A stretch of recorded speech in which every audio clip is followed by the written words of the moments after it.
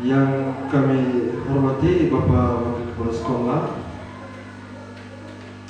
yang juga kami kasihi Pak Rio, sekaligus calon guru penggerak dari lembaga pendidikan kita SD Sriwijaya, dan juga yang kami kasihi Bapak Ibu guru yang sudah berkenan hadir pagi hari ini di tempat ini untuk kita sedikit mendengarkan pemaparan singkat dari saudara kita Kakak Rio terkait dengan materi yang beliau sudah dapat di program guru penggerak. Baik, mengawali kegiatan kita pada pagi hari ini, kita awali dengan doa. Saya persilakan Mawar Beo untuk membawa kita dalam doa.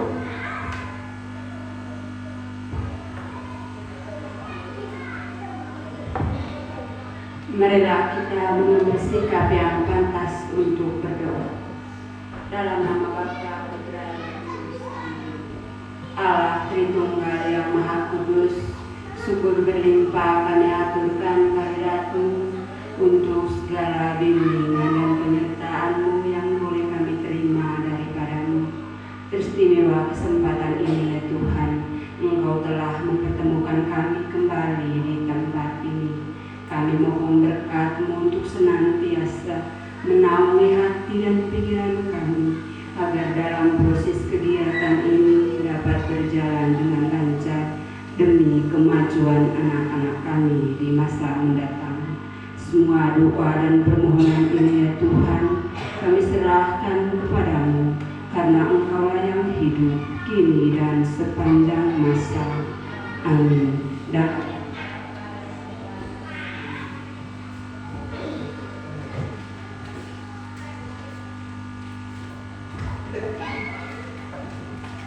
Baik, terima kasih banyak kepada Bapak Beok yang sudah memimpin kita dalam doa.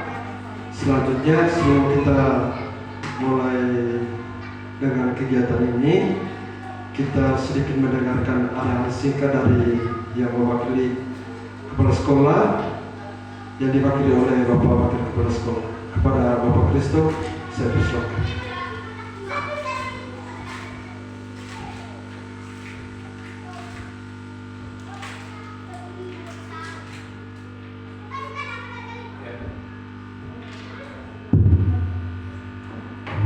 Terima kasih atas waktu dan kesempatan. Pak Rio selaku calon guru penggerak yang saya cintai, Bapak Ibu guru yang saya hormati, anak-anak sekalian yang sangat-sangat saya cintai. Tentu di awal arahan singkat saya sebagai umat beriman, marilah kita panjatkan puji dan syukur kehadirat Allah yang Maha Kuasa, karena berkat cinta, rahmat, dan tuntunannya kita kembali duduk bersama di tempat ini guna untuk mendengar sedikit pemaparan materi yang dibawakan oleh rekan kita, saudara kita Pak Rio selaku calon guru penggerak. Baik ke Bapak Ibu, anak-anak sekalian yang saya hormati, kita ketahui bersama bahwa rekan kita Pak Rio ini kurang lebih 4 bulan, hampir 4 bulan, dia sudah belajar penuh untuk mengikuti kegiatan sebagai calon guru penggerak ini dengan serius, dengan baik, sehingga kita memberikan sebuah harapan agar apa yang menjadi impian, apa yang menjadi harapan dari Pak Rio sendiri, begitu juga impian dari lembaga ini, pada saatnya nanti kita dapat menikmati bersama dan dapat ide-ide baiknya, ide-ide bagusnya itu dia dapat terapkan, dia dapat kembangkan untuk memajukan SDN Samajaya ini. Dan ini tentu menjadi sebuah harapan dan mimpi kita bersama. Dan Bapak Ibu yang saya hormati, adapun hal lain yang perlu disampaikan, secara khusus saya sampaikan kepada Bapak Ibu guru semua. Jadi harapannya bahwa untuk menjadi guru penggerak itu atau calon guru penggerak itu ya tentu bukan hanya Pak Rio saja atau Pak Bertin saja atau Bapak Kepala Sekolah kita atau Ibu Erli saja, tapi tentu kita yang lain juga punya mimpi yang sama, sehingga pada saatnya nanti kita pun ikut atau bergabung dalam kegiatan sebagai calon guru penggerak atau sebagai guru penggerak. Jadi mungkin itu saja hal yang disampaikan. Sekali lagi kami menyampaikan terima kasih kepada Pak Rio dan salam semangat untuk Pak Rio. Semoga apa yang diimpikan, apa yang dicita-citakan pada saatnya nanti dapat dituai. Terima kasih atas waktu dan kesempatan. Kami mengatasnamai lembaga ini memberikan support yang setinggi-tingginya untuk Pak Rio. Terima kasih.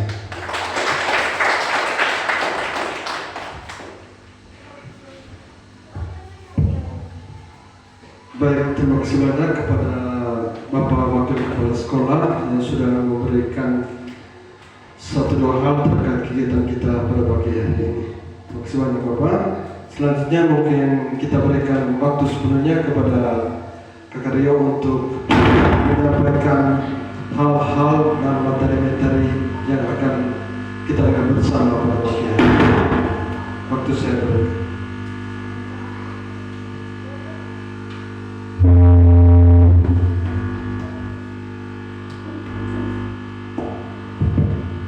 Baik, terima kasih Kakak Betty yang telah memberikan saya kesempatan luas untuk menyampaikan materi saya pada pagi atau siang hari ini. Pertama-tama sebelum masuk ke materi, saya mengucapkan sekali lagi teman-teman sekalian mengucapkan puji dan syukur kepada Tuhan atas berkat dan karunia-Nya.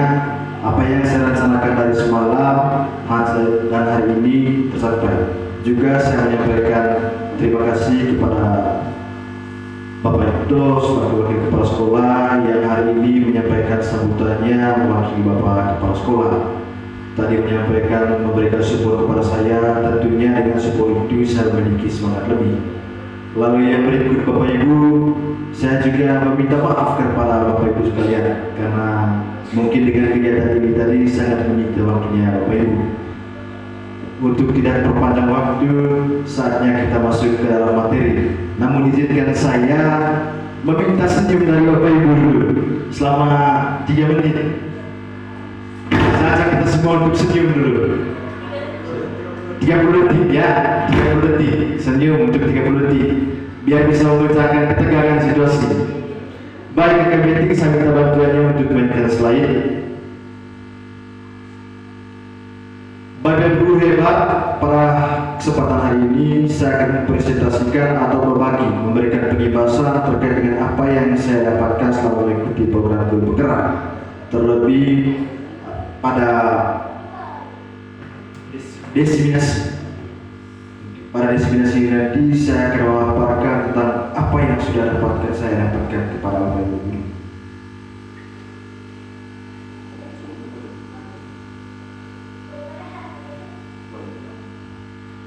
Hari ini kita akan bahas tentang budaya positif.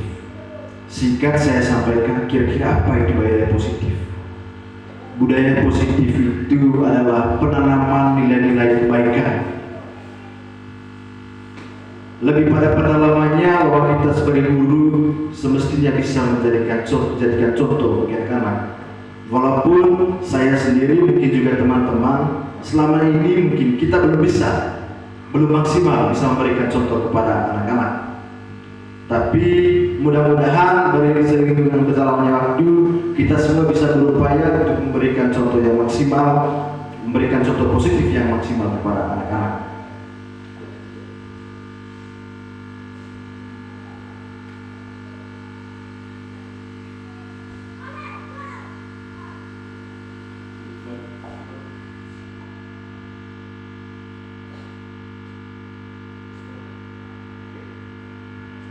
Baik, Bapak Ibu guru hebat, saya sudah membuat kesepakatan diskusi kita pada hari ini, kesepakatan forum diseminasi. Yang pertama, seluruh peserta memiliki kesempatan untuk berpendapat. Kita sepakat dengan yang pertama ini. Lalu yang kedua, berpikir terbuka dan saling menghormati. Sepakat? Lalu yang ketiga, jika ada satu peserta berbicara, maka peserta lain mendengarkan. Sepakat? Lalu yang kelima, berpendapat setelah dipersilakan. Bagaimana Bapak Ibu? Sepakat juga ya, yang kelima. Yang terakhir, mengikuti diskusi dengan perasaan yang gembira. Itu yang sudah saya paparkan. Mungkin ada tambahan-tambahan dari Bapak dan Ibu guru hebat. Dari anak-anak ada? Ada yang mau menambahkan? Bapak Ibu guru? Oke, baik, kita lanjut ke Betty. Bapak dan Ibu hebat, seorang guru yang baik harus memiliki kemampuan dalam mewujudkan budaya positif di sekolah. Budaya positif tersebut dapat dijalankan dengan menerapkan konsep-konsep inti seperti: yang pertama, disiplin positif motivasi. Disiplin positif motivasi itu maksudnya disiplin positif yang timbul dari dalam diri seorang. Timbul dari dalam diri seorang, apakah itu? Berkat motivasi intern atau motivasi yang ada dari dalam dirinya sendiri, bisa juga berkat motivasi ekstern atau motivasi yang diberikan oleh orang lain. Lalu yang kedua, perilaku manusia. Yang ketiga, keyakinan sekolah atau kelas. Yang keempat, kebutuhan dasar. Yang kelima, manusia posisi kontrol. Yang keenam adalah restitusi, segitiga restitusi. Kita masuk ke yang pertama, disiplin positif. Disiplin positif merupakan suatu cara menerapkan disiplin yang mengajarkan anak bertanggung jawab dan menumbuhkan kesadaran diri berdasarkan nilai-nilai kebijakan. Disiplin positif lebih ke arah disiplin diri yang dapat mengontrol diri dalam melakukan segala tindakan. Disiplin diri dapat membuat murid memahami dan menyadari berdasarkan motivasi internal, bukan akibat paksaan, pujian ataupun hukuman. Karena kadang-kala kita temukan bahwa anak-anak itu melakukan sesuatu atau dia melakukan apa yang diperintahkan oleh guru, ada banyak faktor yang mempengaruhi. Yang pertama, dia takut dihukum. Yang kedua, untuk mendapatkan pujian. Yang paling sedikit dilakukan itulah anak-anak melakukan sesuatu atas dasar keinginannya sendiri, melakukan suatu hal baik atas dasar keinginan sendiri. Jarang kita temukan anak-anak yang datang sekolah tanpa diperintah oleh guru, dia langsung membersihkan halaman sekolah, memungut sampah. Itu jarang sekali. Tapi yang kita temukan selama ini, anak-anak akan mau melakukan sesuatu ketika diperintahkan oleh gurunya. Itu Pak Guru sudah datang, mari kita bersih-bersih sudah. Baik, baik.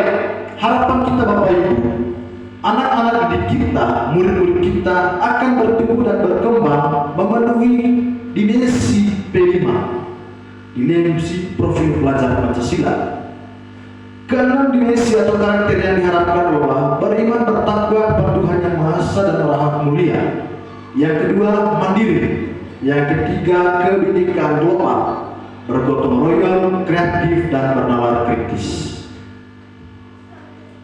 Kita masuk ke yang kedua, motivasi perilaku manusia.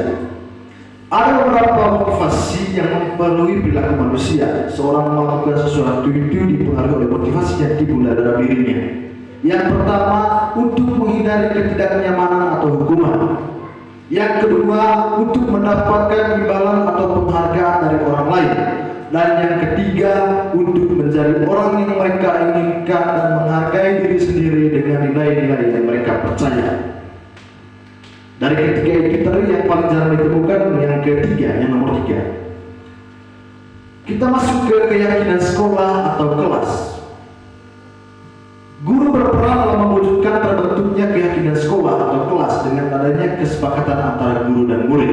Jadi di sini nanti kita akan belajar tentang bagaimana cara menyusun kesepakatan kelas. yang namanya kesepakatan bukan saja disusun oleh guru, tapi disusun bersama antara guru dan murid.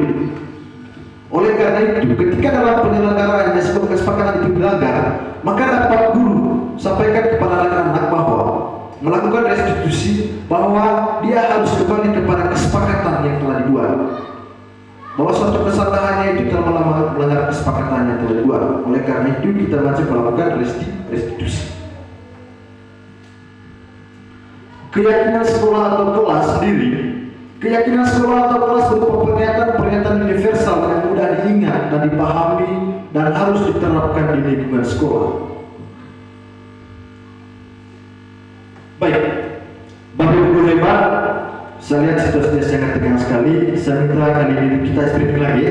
Saya minta semuanya untuk berdiri dulu. Semuanya untuk berdiri. Atau mungkin ada yang memberikan ide speaking. Kakak Ibu bisa? Oke, tidak ya? Baik. Saya minta kepada Bapak Ibu hebat untuk meletakkan tangan ke depan. Jadi jenis permainan ini namanya permainan lala. Letakkan tangan ke depan. Kalau saya bilang laut, tangannya pegang lutut. Kalau saya bilang langit, tangannya pegang ke kepala. Baik. Retakkan tangan, konsentrasi dengan perintah laut. Nah, ada yang salah, artinya tidak konsentrasi. Cluenya tadi dengarkan saya, bukan lihat apa yang saya buat. Langit. Oh ya, semua benar, masih konsentrasi. Sekali lagi, biar lebih semangat. Laut. Oh ya, masih ada yang salah lagi. Oke. Yang salah katanya agak apa sudah, mungkin mulai lebih karena memang kita sudah waktunya untuk makan siang. Baik, kita lanjutkan berarti kebutuhan dasar manusia. Ketika seorang murid melakukan sesuatu perbuatan yang bertentangan dengan kebijakan atau melanggar, sebenarnya dikarenakan mereka gagal memenuhi kebutuhan dasar mereka. Setiap perilaku atau tindakan yang diambil oleh murid itu didasari oleh kebutuhan yang dia miliki. Lalu apa saja kebutuhan dasar manusia dan kebutuhan dasar murid kita? Mari kita lihat. Kebutuhan dasar itu ada berapa? Ada 5. Yang pertama, kebutuhan untuk bertahan hidup. Yang kedua, kasih sayang dan rasa diterima.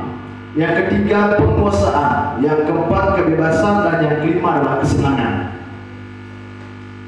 Studi kasus. Jadi di sini saya memaparkan sebuah kasus yang dialami oleh Ibu Veronica, guru voli kelas 5 SD sama saya.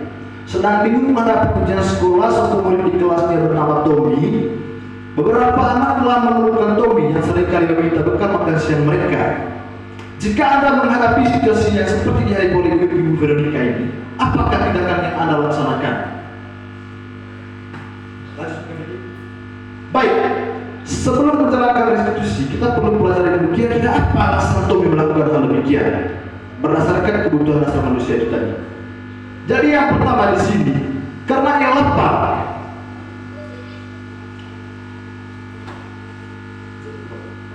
Baik. Karena ia lapar, oleh karena itu Tommy melakukan tindakan itu walaupun itu salah. Tapi apa yang menjadi motivasinya? Berdasarkan dengan situasi lapar itu tadi, maka kita simpulkan motivasi dari Tommy melakukan hal tersebut adalah untuk bertahan hidup.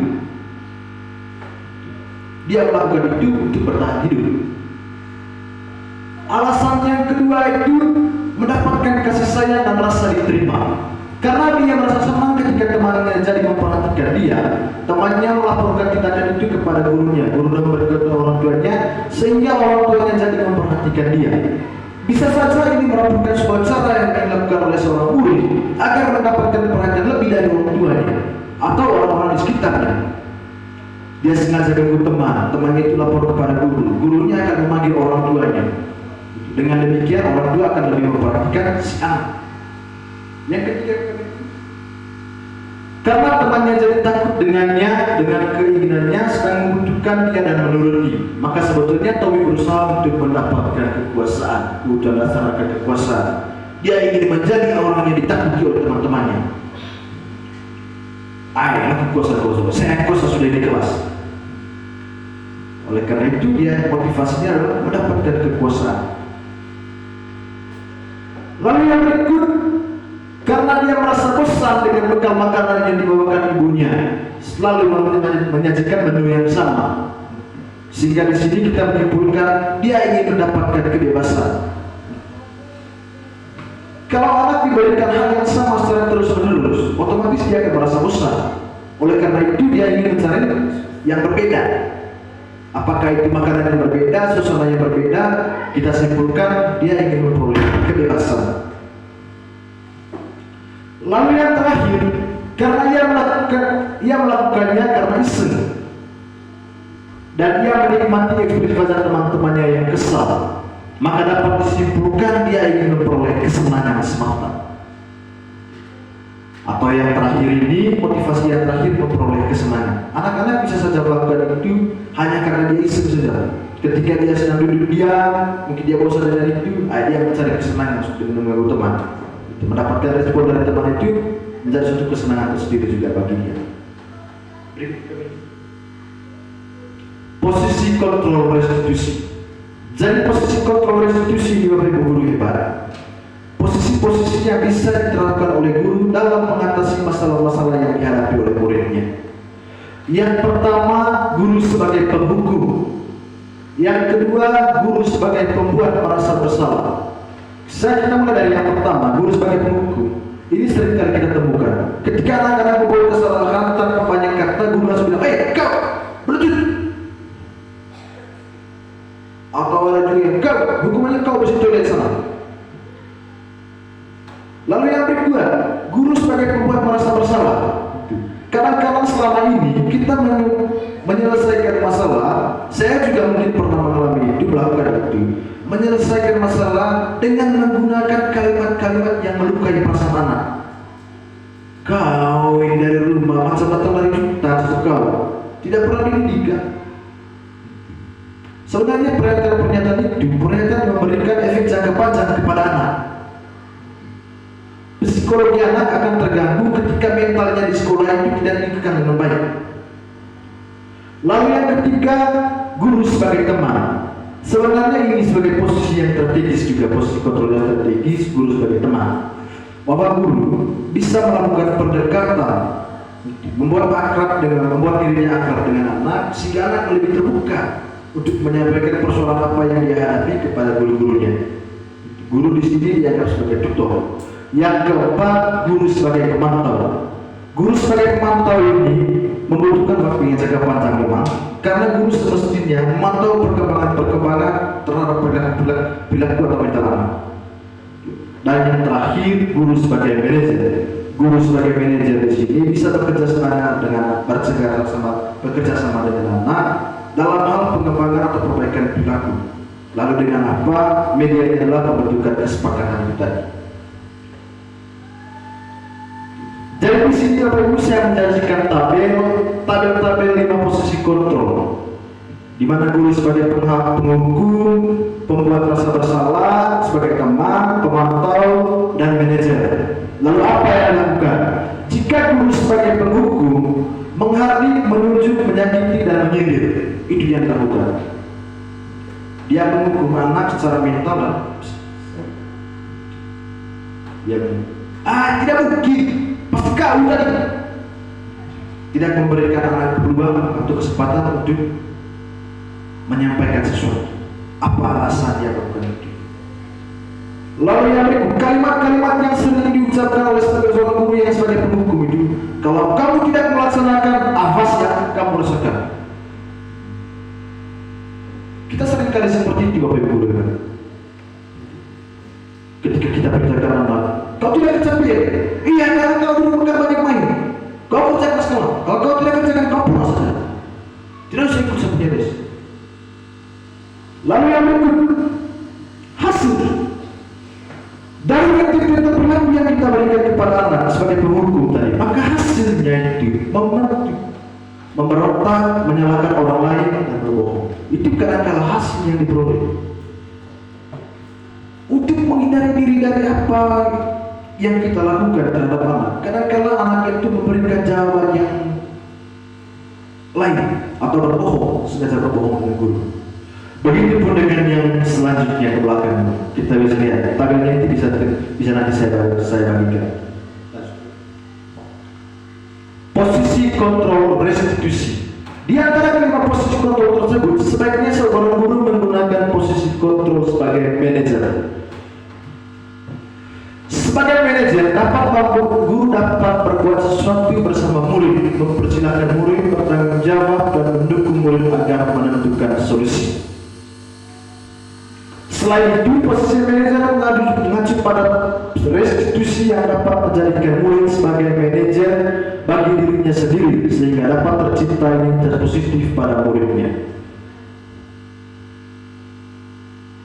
Baik, yang berikut Bapak Ibu guru hebat, kalau untuk posisi kontrol sebagai manajer tadi, sekiranya di awal sudah saya jelaskan bahwa di sini guru tidak sedang menghardik murid, menghukum murid, membuat murid merasa bersalah.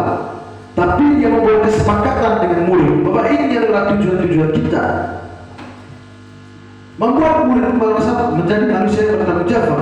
Karena ketika kesepakatan itu telah dibuat, dengan mudahnya guru mengatakan, ayo ingat, ini kesepakatan yang kita buat bersama. Oleh karena itu saya mengajak kita untuk sama-sama bertanggung jawab dengan apa yang sudah kita susun. Lalu yang terakhir, tahapan dalam segitiga restitusi. Dalam segitiga restitusi ada 3 tahapan. Yang pertama, menstabilkan identitas, validasi tindakan yang salah, dan menanyakan keyakinan. Yang pertama, menstabilkan identitas. Menstabilkan identitas dilakukan berdasarkan prinsip bahwa membuat kesalahan adalah bagian dari proses pembelajaran yang nantinya akan menggeser identitas gagal ke arah identitas sukses. Berbuat salah itulah hal yang manusiawi. Tidak ada manusia yang sempurna. Kita pasti bisa menyelesaikan permasalahan ini. Bapak atau ibu tidak tertarik untuk mencari tahu siapa yang benar dan siapa yang salah. Bapak ibu atau ibu lebih tertarik untuk menyelesaikan masalah. Kalau kamu menyalahkan dirimu sendiri terus-menerus, apakah kamu bersiap baik pada dirimu sendiri? Jadi kalimat ini adalah kalimat yang diungkapkan ketika guru sedang melaksanakan atau melakukan penstabilan identitas para muridnya. Dia tidak memarahi anaknya, tapi dia melakukan pendekatan. Ya saya tahu, saya juga pernah kok dulu mengalami itu. Seorang membuat kesalahan itu sebuah hal yang wajar. Jika dengan melaksanakan ini, guru akan lebih dekat. Murid akan merasa lebih dekat dengan gurunya. Setelah itu kita lanjut ke tahap yang berikutnya. Validasi tindakan yang salah. Validasi tindakan yang salah dilakukan berdasarkan prinsip bahwa setiap perilaku berupaya memenuhi suatu kebutuhan tertentu, sehingga guru atau orang tua akan bergeser dari pemikiran stimulus respon menjadi proaktif, serta akan lebih mengenali dan mengakui kebutuhan murid atau anak. Validasi tindakan yang salah, mengapa kamu melakukannya? Kamu pasti punya alasan. Apa yang penting bagi kamu? Kamu boleh tetap berusaha menjaga sikap itu, tapi tambahkan sikap yang lain, yang baru. Maka kamu belajar cara lain untuk mendapatkan yang kamu butuhkan tanpa harus mengukur. Itu tadi bentuk kalimat dalam melakukan validasi tindakan yang salah, membuat anak sadar bahwa di sini kesalahannya. Lalu yang berikut, menanyakan keyakinan. Menanyakan keyakinan dilakukan dengan memberi pertanyaan-pertanyaan bermakna kepada murid atau anak untuk memunculkan motivasi secara intrinsik sehingga mampu mengaitkan keyakinan dengan tindakan yang salah. Bapak Ibu guru hebat, dalam kegiatan menanyakan keyakinan ini, dalam proses menanyakan keyakinan ini, yang guru buat adalah, kamu kan masih ingat dong dengan kesepakatan yang sudah kita buat. Coba kamu sebutkan semuanya. Setelah guru mampu atau tidak, lalu guru ke tahap berikut lagi. Kalau kamu masih ingat, kira-kira yang kamu langgar tadi yang mana? Lalu sampai di akhirnya guru menyampaikan, oke, kalau kamu sudah tahu itu, maka kira-kira menurut kamu apa yang bisa kamu buat untuk memperbaiki kesalahan? Lanjut ke Betty.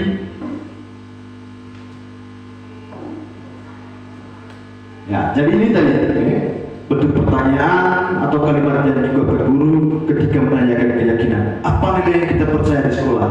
Nilai apa yang telah kamu kita sepakati?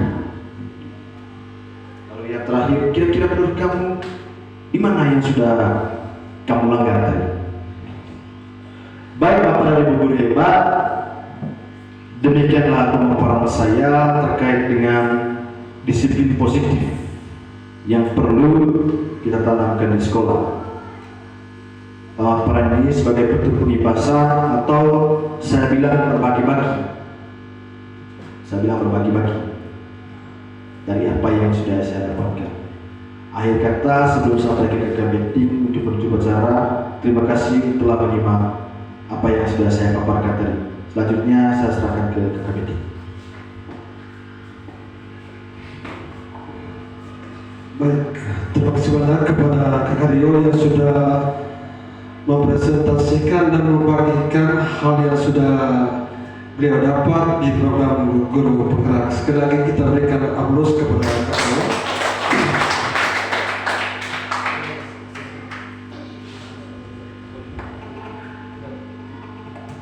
Baik, terima kasih banyak untuk Kakak Rio dan juga untuk kita semua sudah merelakan waktu untuk bisa hadir dan mengikuti bersama kegiatan kita pada pagi hari ini.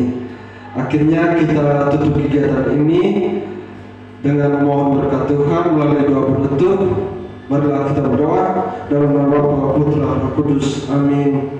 Allah Bapa yang Maha Kasih, kami bersyukur untuk kesempatan yang boleh kami alami pada siang hari ini di tempat ini. Semoga apa yang sudah kami dapat hari ini senantiasa memberikan hal baru bagi kami untuk kemajuan dunia pendidikan kami.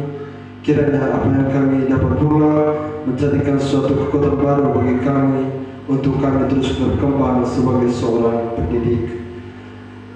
Sebentar lagi kami akan pulang ke rumah kami masing-masing. Kiranya Engkau senantiasa menjaga kami agar kami tiba di rumah kami dengan selamat. Dikau kami puji hari ini, esok, dan sepanjang segala masa. Amin. Dalam nama Bapa, Putra, Roh Kudus. Amin.